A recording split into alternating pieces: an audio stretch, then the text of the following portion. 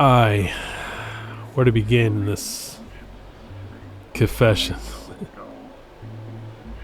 Yeah, let's get a little bit of the music up a little bit. Alright, I don't know where to start. I saw this kid like post, his name was Amadi, and he posted a video about his loneliness and depression, and I'm like, how he can't find a place to be at this moment, and understandably that's so, like, at 23 he has a bleak outlook in life, and it's like sad to see that point of view. But then let's flip it back to everybody likes a good underdog story, and my life has been hit after hit about underdog stories.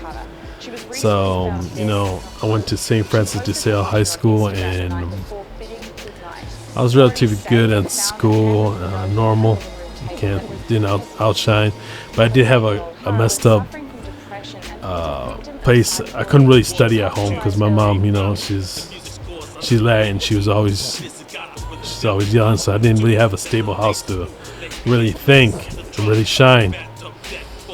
And I was doing pretty good. I was the Afro Club president, and my senior year, and I was like, damn, can't wait to be 25. Well, then here comes my trip to England, coming back. I came down, crashed, partied for a week, went through some manic episodes, fighting with best friends, doing crazy stuff. It goes on. And I don't want to go down that road, but let's just keep to the basic. I was like, I had to go to Columbus because I had did my mania there, and I was diagnosed bipolar, so I was in there with straight jackets and everything. So thank God that people at Ohio State were pretty good, so they allowed me to bring a PlayStation 2, play football with the doctors on the PlayStation, and they had games, everything. They let me bring audio, put a Tupac poster up there, so that got me, Tupac music got me through that first step. So I did my 2 weeks there, and then I was like, what do I do? My dad's like, what do you want to do in life? And I was like, I don't know. My dream is to go to Phoenix. So I pushed my hands against the window, like one time looking at the Ohio State window, and I swear to God, I saw a Phoenix symbol, so I went to Phoenix. But when I went to Phoenix, it was great. I had a great time the first couple of months, because I love that West Coast vibe. I was on Tempe. I was off campus, and girls were really beautiful, and they got. And I always wanted to I was really good at writing. I started writing poetry. People were docking me and trying to make it in rap. But I love about like the West Coast is like they try to help you. Like people radio station try to help you see what you want to do. And unfortunately, it's like I hit the wall right there again. This time I was legally had to go hospitalized, and that was the worst for me. That was so bad. I remember crying every day. 19 years old, where there was like a half a U shape, and you can't go outside. There's like you only go outside 2 times a week, 2 times a day, and it's like a cage, and people were smoking cigarettes, and they put everybody in everything. I was on the hardest one because they have no mental health law, and it's there's a kid right there with 2 cops standing in front of his window door because he was on 24-hour suicidal watch. Like, so they were making sure that he wouldn't kill himself at any moment. So I did stay there for a week. A Pakistani guy helped me how to deal with the stuff there, and I cried every day. And that's what God forced me to start writing. I had no music. I had nothing, no escape. They took everything. They took Shalice, everything. So I started writing, and I started writing poetry. My poetry at that time was very dark because I used to write a lot when I was younger, and I did lyrical poetry. And the irony of the situation is like people like fall of faith in God, but I was put in the second floor of co-ed when I was back to my stable self after a week, and it's messed up when you're like dealing with a new surrounding area where people are suicidal around you, when you have a girl that's just talking to you in your room and she slit her wrist, and at the same time she's like telling you when she's going outside, when she's going out, she's going to do it again. And I'm here, the one who's messed up, and I'm the one telling her, look outside the window, look how nature is. Why would you want to do that? I remember that day clearly. I'm like, why am I here fighting for people? Maybe I'm there for that right moment to say something positive that they need to see. But I'm talking about, I went through 20 hospitalizations, misdiagnosis, and then to realize that I was only have a problem with toxics, so I can't drink or like coffee that much, or so I just drink water. And now at 3 years I've been with no injections, no nothing, just taking. My doctor says you're only taking like a medication that a baby would take. So and it's weird because he said to me, the doctor said, now you're gonna have to fight the stigma that all the people have on you for being crazy. But actually, I'm glad that I've been through all this stuff. I went through so much turmoil, so much girls that I've seen that were raped, abused by their uncles, and I don't know why I'm just like surrounded by like girls that were raped, and like it was like I met them back and forth all through my life. They just keep coming to me, it's a serious situation when people start to lose hope. And I'm gonna try to give you tips on how to deal with isolation, because like I would find peace when I'd be hospitalized, because I was honestly, damn, this is peace. Everything was normal, everything was normal, but I couldn't find peace outside. Peace, the way the society is built on chaos itself. Let's put it this way. A nurse just told me a week ago, I was just doing a checkup because I walked so much, 21 years walking, searching for peace. They got tendonitis in my ankle and things, so I'm re-strengthening my ankles and knees and training back to training. And she said, right now at this point in time, the bad are good and the good are bad. And that's true, because I read the Bible. And this last month, I finished rewriting Deuteronomy by hand. Took me a year, the Moses Law. And that got me through a lot of situations, because that was my when I was going on stress, when people were stressing me out, I just sat back, put a little music, like classical music, whatever, anything, any music that comes by, Vietnamese, Taoism, anything, any Zen, anything that come in there, and just like write slow and just detox that crap that people throw at me. And I realized that you should be glad to be not normal. What is normal? There's no such thing as normal nowadays. It's like, I'm glad I'm not normal. I'm glad I went through this crap, because I remember the kids that are normal are doing the same 9-to-5 job, and I'm already well off in my life, and I have a great future ahead of me, because I know that, because I put my faith in God. But do you want to have that normal mundane life that people are complaining about the life, who hiding these people that I know who are role models, teachers who actually smoke weed on the side and drink all the time? And do you think that's normal to me? I don't think that's normal. That's not me, a positive role model. Like, a role model to me is someone who excels in itself. That's why all my thing is like Green Lantern. Why is Green Lantern? Why is Green Lantern? Why is Lantern? Why is Lantern? My whole room is based off heroes.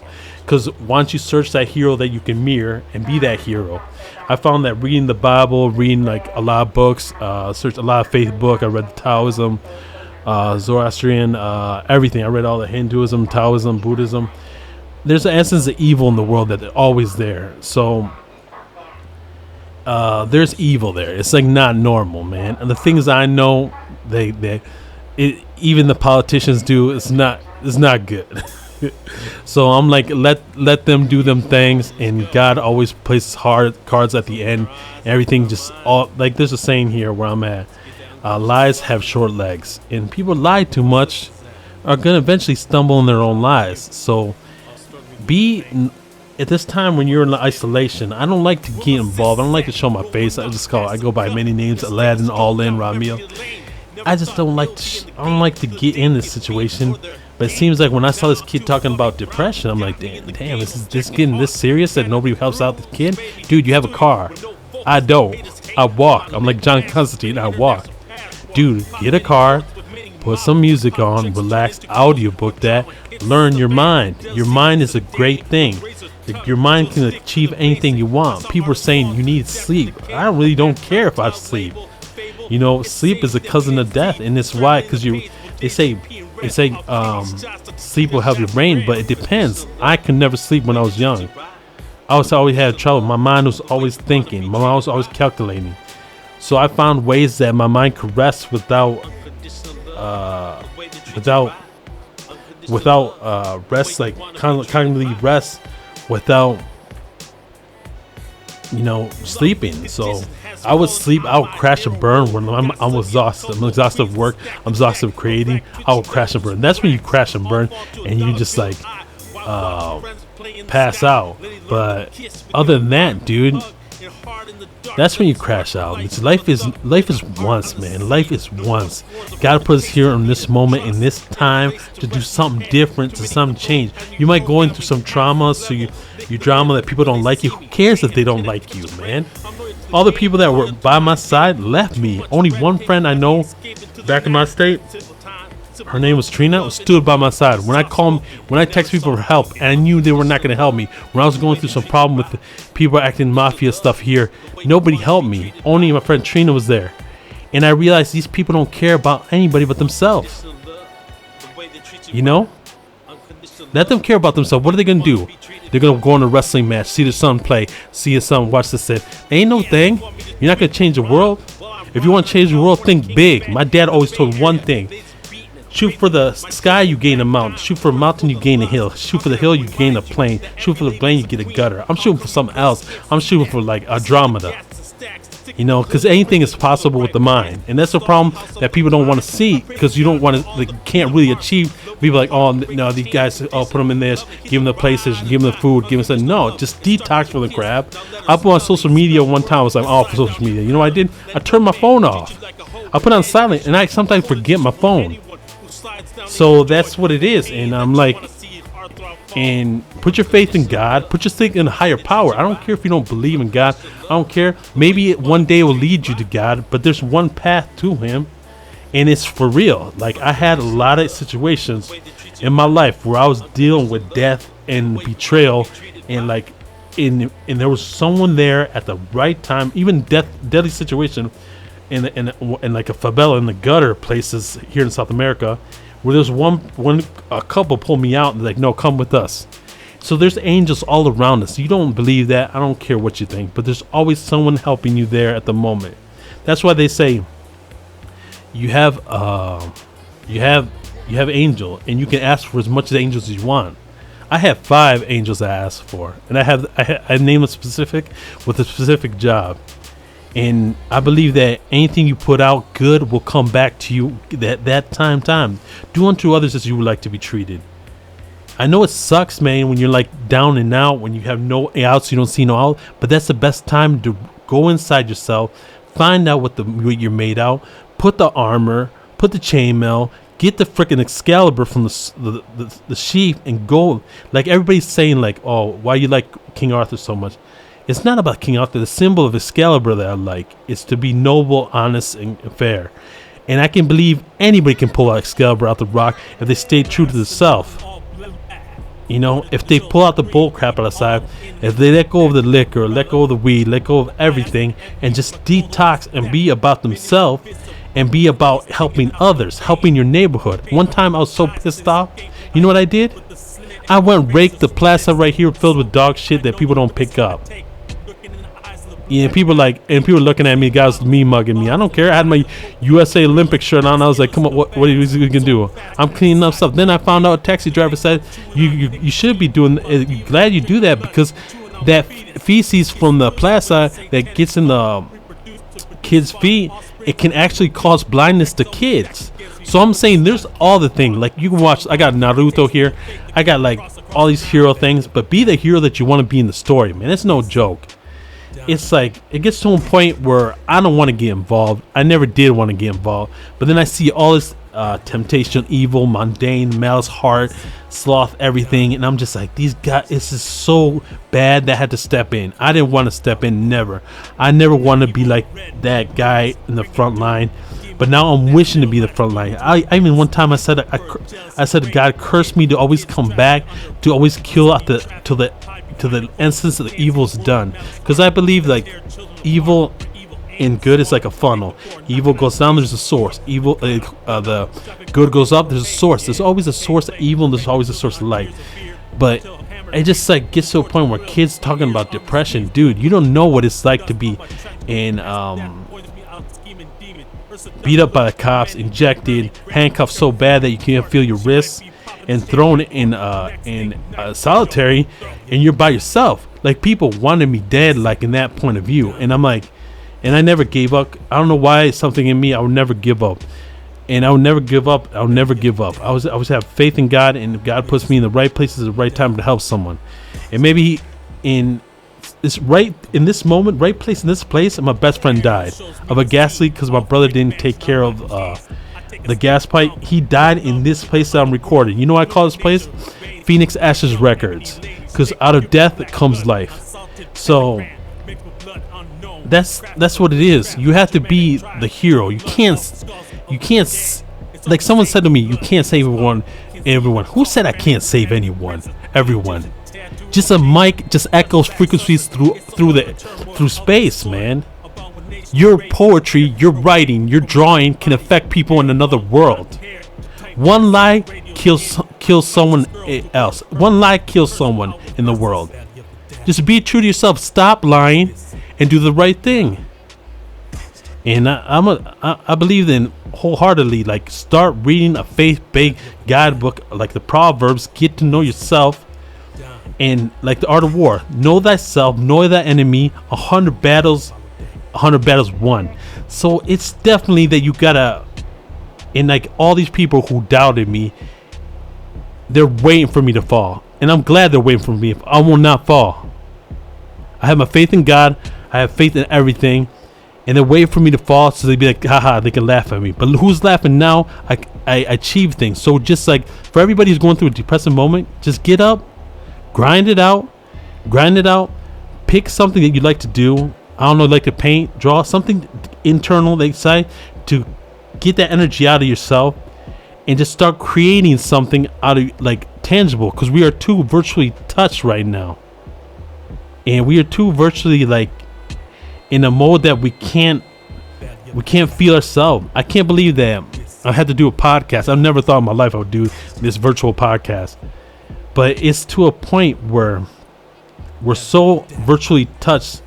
It's almost like if you ever watch the anime Sword Art Online, exactly like that. We're in the metaverse. We're in a virtual metaverse of what the hell we're doing. We're just talking to each other online, and there's no physical contact. No wonder we're going crazy. And it's not supposed to be like that. God created us to be part of nature. Adam was born, was given life through the breath of God, and he named all the animals. We are supposed to be around animals. We're supposed to be around nature. If get in touch with the nature, get in touch with yourself, go outside, get out of the virtual reality world, and stop, dude. I'm sick and tired of people like worrying about football games, football parties, all this crap. Don't watch that crap. This is a waste of time. You know what I thought about? So much games they watch here where I'm at, football. You detox that thing out, you're saving like people are watching like six games, 4 or 5 games a week. That's about like 10 hours of your life you're wasting. No, even more. 15 hours of your life you're wasting. Get up and do something. Be the change you want in this world. And I'm sick and tired of people complaining. Everybody complains. Everybody can complain. If you complain, pick a shovel, dig a hole, and plant a tree. For every time you complain, let's see how the world changed. Yeah, that's the goal right now. Everybody that complains, get a shovel, dig as long as you want, plant a tree, and let's see how the world changes. That's a goal for you guys. Oh yeah, this is my time. Music drop. This is Aladdin signing out. Carpet's coming right now. Peace. How does that make you valuable if if you don't respect your penis? Overwhelmingly underestimate how difficult it is. Well, if you don't respect your penis. I look in the mirror, how the reflection changed. With the right lady, took me out the toxic game. We pray the love, the soul, touch. Your duality in a city filled with pity, lust. You crush your work, the Supergirl, head deep in books. The dress black, to fall in the backdrop. You're quick with the pen to collect the injustice, to put in the check. I'm natural and you're